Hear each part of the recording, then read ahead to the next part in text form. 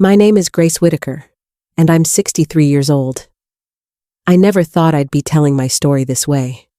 But sometimes, life turns you inside out, and the only way forward is to lay it all bare. I spent most of my life believing in family, in loyalty, in the quiet comfort of knowing your children would always be your anchor. I raised my son with every ounce of love I had. He was my pride, my reason to get up in the morning, the one I believed would always have my back. That's why, on his birthday, I wanted to do something special. Nothing grand, nothing flashy, just a simple surprise from a mother who still found joy in seeing her grown child smile. I carried with me the excitement of that moment, imagining his face when I showed up. A mother's heart is easily satisfied. Sometimes, just being included is enough. But as I stood there with my little plan, I had no idea what I was about to stumble into. You think you know your own blood, the child you fed, the man you watched grow. You think betrayal only comes from strangers or distant acquaintances. But when it creeps in from the ones closest to you, it doesn't just wound, it shatters everything you thought was solid. Even now, when I replay that day in my mind, I can still feel the strange mixture of excitement and unease, like my instincts were whispering something I wasn't ready to hear. Looking back, the signs were there, small, sharp cracks under the surface, but I brushed them aside because a mother wants to believe. I'll take you into that moment with me, the birthday surprise that should have been filled with love, but instead opened the door to the deepest kind of betrayal. Before I continue, tell me, where are you watching this from? Because what I'm about to share might just make you look differently at the people closest to you. And so, let me take you with me, right into the beginning of it all. The birthday surprise that turned my world upside down. I remember clutching that little white box from Henderson's bakery as if it were made of glass. The smell of buttercream and fresh sponge cake drifted up through the thin cardboard, instantly pulling me back to years when birthdays meant balloons taped to the kitchen walls and Alex's laughter echoing through the house. Back then, my husband was alive, and we'd sit together, watching our boy blow out candles with cheeks puffed and eyes squeezed shut in concentration. Those were simple days, but they glowed golden in my memory. This year, I wanted to recreate just a piece of that. A mother's gift didn't need to be extravagant, just a cake, a smile, and the joy of being present. I walked carefully, the bakery box in one hand, my purse in the other, the crisp air biting just enough to make me hug the cake close to my chest. The late afternoon sun cast long shadows across the parking lot as I made my way to Alex's Honda. I had this plan: slip inside, wait in the back seat, and jump out with the cake when he and Brooke arrived. Silly, maybe, but I thought it would make him laugh. Settling into the car, I set the box gently on my lap. My heart raced with that warm flutter only mothers know that hope to still matter, even when your children have their own lives. But then, like a quiet draft through a closed window, unease began to creep in. Over the past few months, Alex had been different, more distant. Phone calls shorter, visits less frequent. Brooke, with her polished smile and sugary words, seemed sweet on the surface, but I often felt like I was being handled, like a fragile vase placed on a shelf out of the way. And then there was the paperwork. After my husband passed, Alex had asked me to sign some documents. He assured me it was all routine, just to tidy up the estate. I trusted him. I wanted to trust him. But sometimes, late at night, I'd wonder if I had been too quick with my signature, too eager to believe my son had only my best interests at heart. As I sat there in his car, Waiting, my excitement mingled with a strange heaviness. The cake, once a symbol of love, felt almost like a weight pressing on my lap. My fingers traced the ribbon tied around the box, and I whispered a quiet prayer that the day would bring joy, not disappointment. Through the windshield, I saw them approaching Alex and Brooke, side by side, laughing at something only they knew. For a moment, my heart swelled with pride. But then I caught a flicker in Brooke's eyes, sharp and calculating, a glance that made my stomach twist.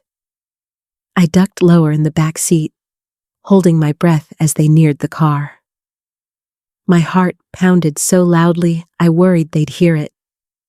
I didn't know it then, but I was only seconds away from hearing words that would break my heart wide open.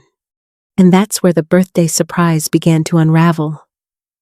The moment the car door clicked open, my whole body tensed. I was crouched low in the back seat, clutching the bakery box against my chest like a shield. My palms were damp, my breath shallow, and every sound seemed magnified: the shuffle of Alex's shoes on the pavement, the jingle of his keys, the weight of him sliding into the driver's seat. For a heartbeat, I almost laughed at myself. Here I was, a 63-year-old woman hiding in her son's car like a mischievous child. I thought I was waiting for a sweet surprise, but I had no idea what kind of surprise was waiting for me. The passenger door opened, and Brooke slipped in, her perfume filling the air sharp, expensive, overwhelming. I stayed still, hardly daring to breathe, expecting playful chatter, maybe talk about dinner plans. Instead, their voices came low and serious, like a conversation rehearsed too many times. I heard Brooke first, her tone almost impatient, reminding Alex about papers that needed to be filed at the bank.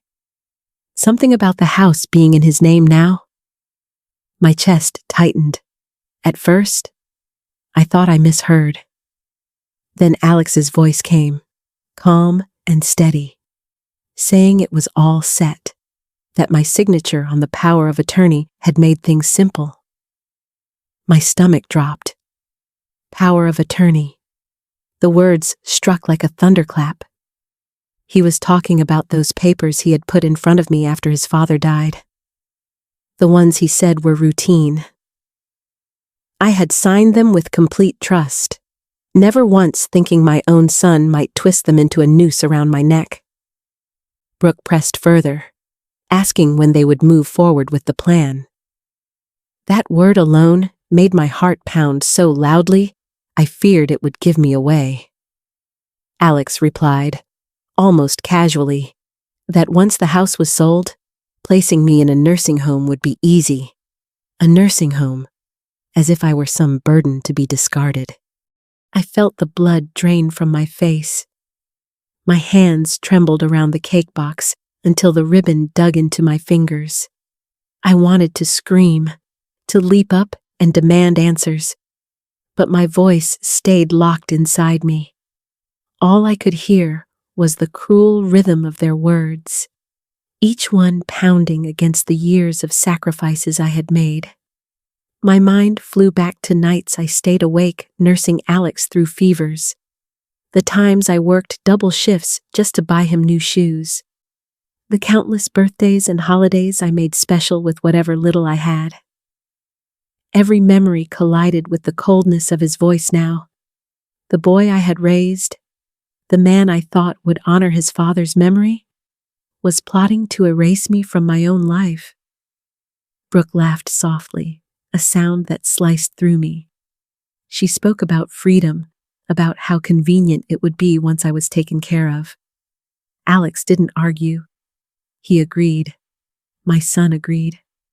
I bit down on my lips so hard I tasted blood. Anything to keep from gasping out loud. Tears burned at the corners of my eyes, but I forced them back. I couldn't give myself away. Not yet. The car suddenly felt like a coffin, airless and suffocating. My world, The foundation I had built my whole life upon cracked in that instant. The betrayal wasn't a blow from outside, it was a knife driven straight from within my own family. I knew then that nothing would ever be the same. Quietly, with every ounce of strength I had left, I resolved to slip away unseen. They couldn't know I had heard. Not yet. I needed time, and I needed to understand just how deep this betrayal went. That night, holding my silence in the shadows of my son's car, my life as I knew it ended, and something entirely different began. I slipped out of that car as quietly as I had slipped in. The cake box still pressed against my chest, though by then it felt like a cruel joke, a symbol of love that no longer had a place to land. The evening air was cold and sharp, and every step I took back toward my own house felt heavier than the last. My legs carried me forward, but my heart felt like it was breaking with each beat. When I closed my front door behind me, I sank into the silence. The house seemed emptier than ever, though it had been that way since my husband passed. I could almost hear his voice, steady and warm, reminding me to trust my instincts, to protect myself. He had always been the one with the careful eye for detail, the one who looked twice before signing anything. Without him, I had leaned on Alex, believing a son would guard his mother's interests with the same devotion his father once had. My mind drifted back to softer memories. Alex, as a little boy, tugging at my apron strings while I stirred a pot of soup. The way his eyes lit up at Christmas when his father helped him assemble a toy train set. The smell of birthday candles melting into frosting while we clapped and sang. Those were the moments I had carried like treasures, proof that love and sacrifice had meaning. But now, those same memories cut deep.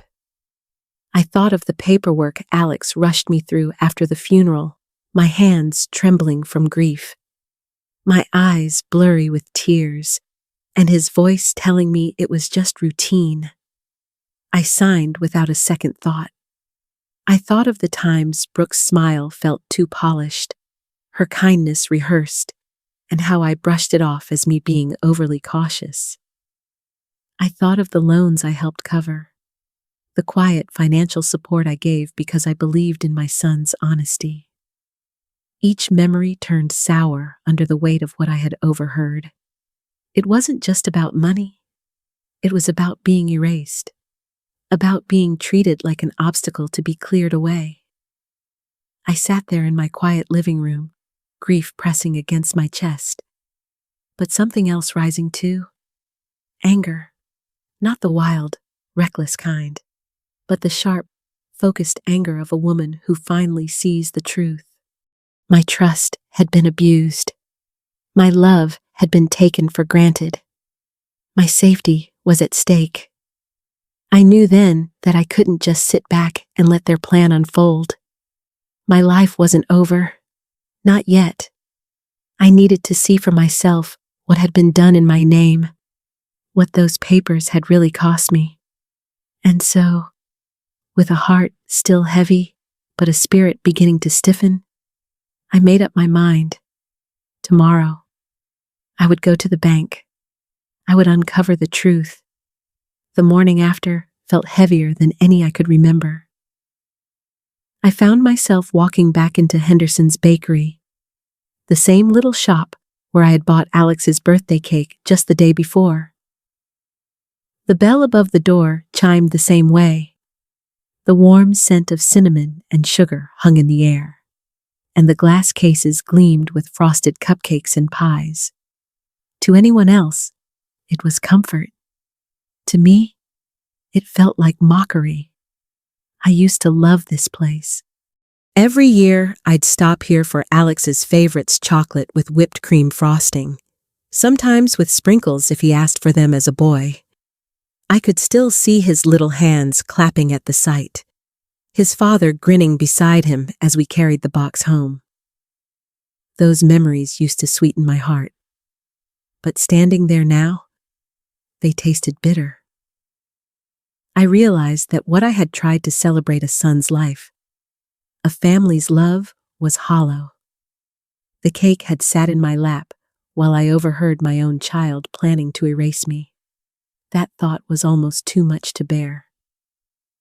I didn't linger. I walked out without buying a thing, the smell of baked bread chasing me to the street. Sweetness had turned into ash. At the First National Bank, I straightened my back, though inside I felt fragile. I asked to speak with someone about my accounts, my property, the paperwork I had signed months ago. The manager was polite, professional, the kind of tone that's meant to keep everything calm. But as she pulled up file after file, my calm unraveled. First, she told me my son was listed as the primary on my accounts, not just a co-signer primary. My heart sank. Then came the house. The title had been shifted into joint ownership, with a clause that handed everything to him outright if anything happened to me. I had signed that, thinking it was some formality after my husband passed. I could barely breathe as the truth pressed down. And then, the final blow: the insurance. My husband's policy. The one he had worked for years to secure. The one meant to make sure I'd be safe, was changed. Alex was now the beneficiary. Not me. Not the woman who had stood beside that man through sickness and debt and long nights. My son had taken that place for himself. Each revelation cut deeper than the last. By the time she was finished, I felt as if the ground had been pulled from under me. I wasn't just betrayed emotionally. I was stripped bare, robbed of everything I had worked and sacrificed for. My independence wasn't slipping away, it had already been stolen, piece by piece, right under my trusting eyes. Walking out of that bank, my grief hardened into something else. Anger, yes, but also clarity. This wasn't just about hurt feelings or a strained relationship. This was theft. This was erasure. And if I didn't act, they would succeed in not only taking my home and savings, but in pushing me out of my own life. I knew then I couldn't fight this alone. I needed someone who understood the law, someone who could help me reclaim what was mine before it was too late. My next step was clear. I had to call a lawyer, and I had to do it fast. I remember sitting at my kitchen table, staring at the pile of bank papers, my hands trembling. For the first time in my life, I felt completely small, powerless. I had raised a son, buried a husband, kept a home together on faith and grit. And yet here I was, unsure of what to do next. The first person I thought to call was Ruth. She had been my anchor through so many storms, and when she picked up, the sound of her voice cracked something open in me. I poured out what I had discovered: the betrayal, the accounts, the house, the insurance. I half expected her to tell me I was overreacting, but she didn't. She steadied me with her calm certainty. Naming what I hadn't been able to say out loud, this was elder abuse. It wasn't just ungratefulness. It was calculated, deliberate exploitation. Hearing it in her words gave me both pain and clarity. Ruth reminded me of something simple, but easy to forget: that love doesn't mean turning a blind eye to harm. She told me I needed help, real help, and urged me to call an attorney who specialized in protecting people like me. Her words were equal parts balm and steel. The attorney's office felt cold compared to Ruth's warmth. He spoke carefully, explaining the situation in blunt terms. Yes, I had legal grounds. Yes, There were strategies to undo some of the damage, to freeze accounts, to challenge transfers. But his eyes didn't soften when he told me the truth once I took this step. There was no going back. Pursuing justice meant burning the bridge with Alex forever. That was the hardest sentence to swallow. Even after everything, some piece of me wanted to cling to the hope that he could come back, apologize, be my son again. But as I sat there, listening, I realized something important. That bridge was already ash. He had chosen greed over me. My silence would only give him more power. When I left the office, I was still heartbroken, but I wasn't helpless anymore. I had decided, if my son wanted to erase me, I would fight to make sure he failed. And for the first time since that terrible birthday, I felt the faint spark of strength returning. The next step was clear. I had to outsmart them, and I knew just where to begin. It was a gray afternoon when Marcus knocked on my door. I hadn't seen him in years, yet there he was, tall, smiling, carrying that same easy warmth he had as a teenager running around with Alex. My first instinct was to hide the storm inside me, to smooth the pain from my face and greet him like any other guest. I managed a smile, even though my heart felt heavy as stone. Marcus settled into the living room like he had never left. He started telling stories about Alex in middle school, about the pranks they pulled, about the time they both tried to camp in our backyard and ended up sneaking inside at midnight because of raccoons. His laughter was light, genuine, and for a moment I could almost see my boy the way he used to be, innocent, full of life, untouched by greed. Listening to Marcus was bittersweet. Every memory reminded me of what I thought I had raised, and how far Alex had drifted. Still, Marcus's presence steadied me. His words painted Alex in a softer light, and though it hurt, it gave me strength. I realized that even if my son had chosen a darker path, I could still choose my own. Marcus stayed longer than expected. He sensed something was wrong. I could tell. He asked gentle questions, watching me with concern. I didn't tell him everything, not yet, but I knew his visit was no accident. It was a gift, a witness, someone who might stand by me when the truth came crashing down. Not long after Marcus left, Alex came by. The air shifted the moment he walked in. His tone was sharp, his words polished but insistent. He circled around the same topics: papers, the house, the accounts, pressuring me with a confidence that had once disarmed me. But this time, I was different. I let him speak. I nodded, quiet, careful. Inside, I wanted to scream, to ask how he could be so cold, but I stayed calm. I let the silence stretch, watching him grow uneasy as his words landed without the reaction he expected. I realized in that moment that power doesn't always roar. Sometimes it waits, quietly, until the other person reveals themselves. My strength now lay in patience, in strategy, in the discipline to conceal the storm inside me. When Alex left, frustrated by my lack of response, I closed the door and leaned against it. For the first time, I felt something shift. I was no longer just a mother betrayed. I was a woman preparing her move. Alex thought he held all the cards, but he didn't know what I had already learned or what I was planning. As I sat in the quiet house, I whispered to myself, the game has changed.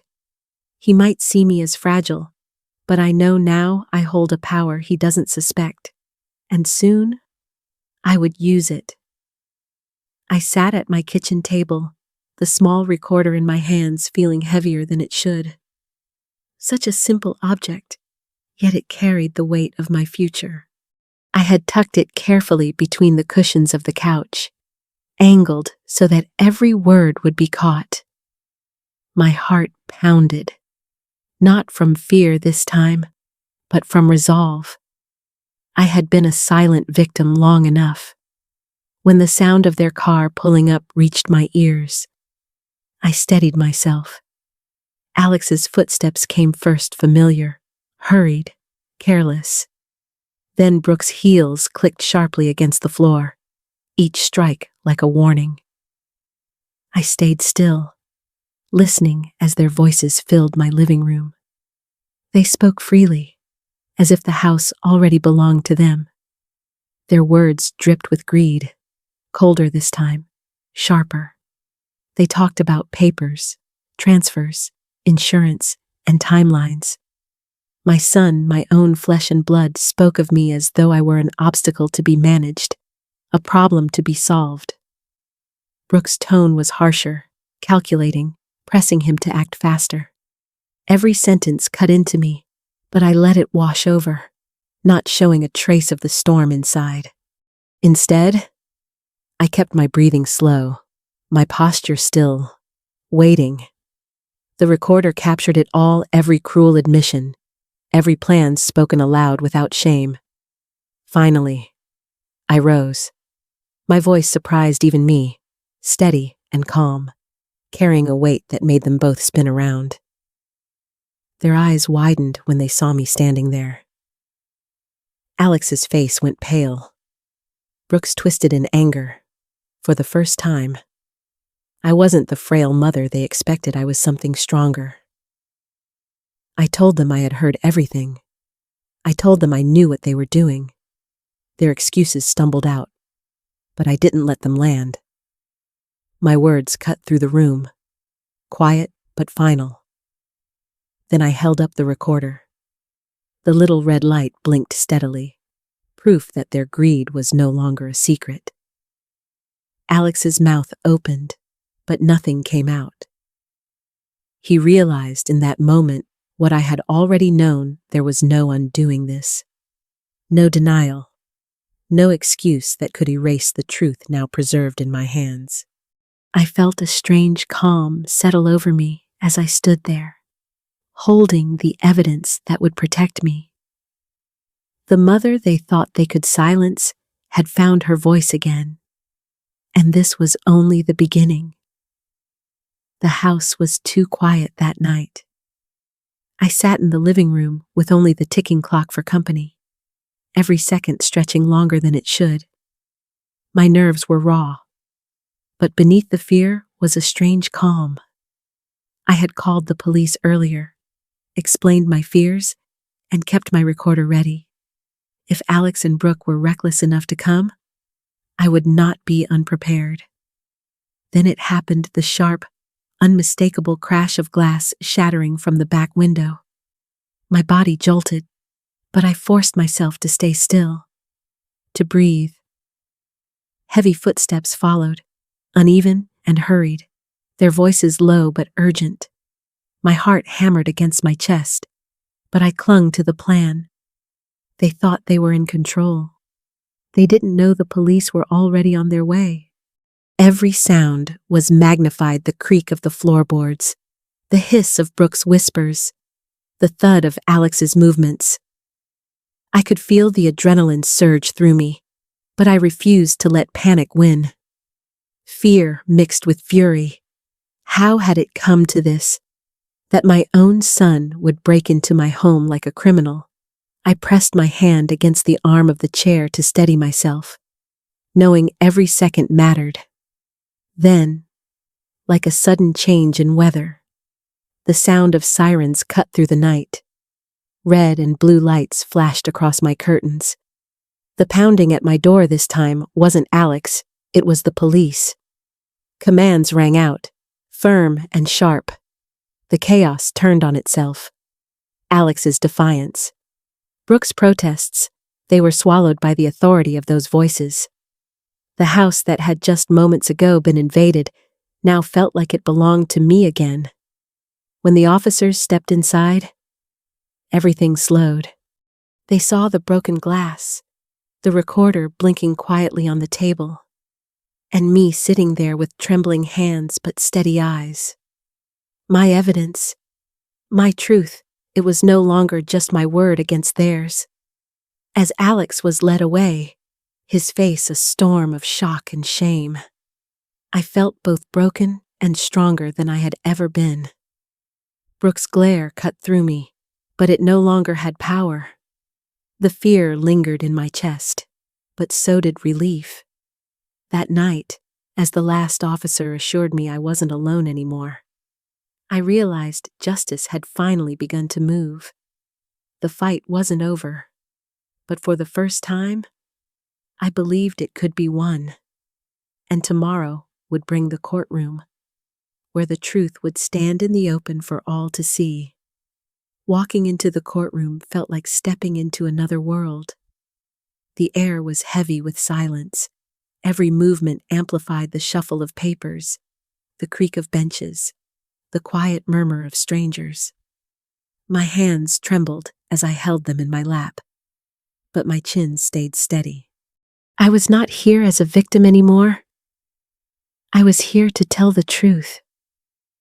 When the evidence began to unfold, it was like reliving every wound. The recordings played, my own son's voice cutting through me with cold precision, each word a blade, confirming that the betrayal I feared was real. Then the bank documents, one after another, showing signatures I had given in trust turned into tools of theft. Finally, the police report from that terrible night, the broken glass, the break-in, the desperation that had dragged everything into the open. Piece by piece, the story was laid bare. I looked across the room at Alex. For a fleeting second, I saw the boy he once was, the child who used to run into my arms after school. But that vision vanished under the weight of the man sitting there now, avoiding my eyes, his jaw tight with anger and shame. Brooke sat stiff, her expression cold, but her eyes darted with panic as the judge listened. The decision came with no hesitation. The judge's voice was firm, almost harsh, declaring the abuse of trust and the criminal acts undeniable. Alex and Brooke were held accountable, their plans dismantled by the very evidence they had given me without realizing. When it was over, I felt both lighter and heavier. My autonomy was restored, my home and future secured. Yet the cost was written deep inside me, the loss of a son. Not through death, but through choices that severed the bond between us. As I walked out of the courthouse, I carried no triumph, only a quiet sense of survival. Justice had been delivered, but love had been left behind in the process. Still, I knew I had chosen dignity, and as painful as it was, that choice gave me the chance to step forward into a life that could still hold meaning, even after everything. Next, I would need to find not just survival, but renewal. The first time I stepped into the community garden, I felt something shift inside me. The air carried the smell of damp earth and fresh herbs, the kind of scent that clings to your clothes and makes you feel grounded. Around me were raised beds bursting with tomatoes, peppers, sunflowers, and lavender. Everywhere I looked, there was life pushing forward, determined to grow no matter the season that came before. I chose a small corner plot, nothing fancy, just a stretch of soil that someone had left unattended. As I knelt and pressed my hands into the dirt, I thought about how broken I had felt not so long ago. That soil felt like a mirror of my own heart once neglected, now ready to be tended again. Planting seeds became more than just an activity. It was a promise to myself. Each seed I covered with soil whispered that healing takes time, but growth is always possible. The garden was more than plants. It was people. Neighbors who had been strangers now greeted me with warm smiles. A retired teacher who showed me how to prune basil. A young mother who offered me extra seedlings.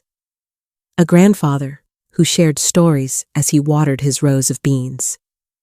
Their kindness wrapped around me like sunlight, and I realized I was no longer alone. Day by day, I watched green shoots break through the soil, small, fragile things at first, but resilient in their climb toward the light. And with each new leaf, I felt a little stronger too. The betrayal that once hollowed me out still lingered, but it no longer defined me. I was building something new, not just in the garden, but inside myself. Now, when I stand among the rows of vegetables and flowers, I feel peace. My son's choices may have shattered the life I thought I had, but here, with soil under my nails and laughter in the air, I have found a life that is mine again. If you've ever faced a loss that felt unbearable, I hope you remember this new life can still grow from broken ground.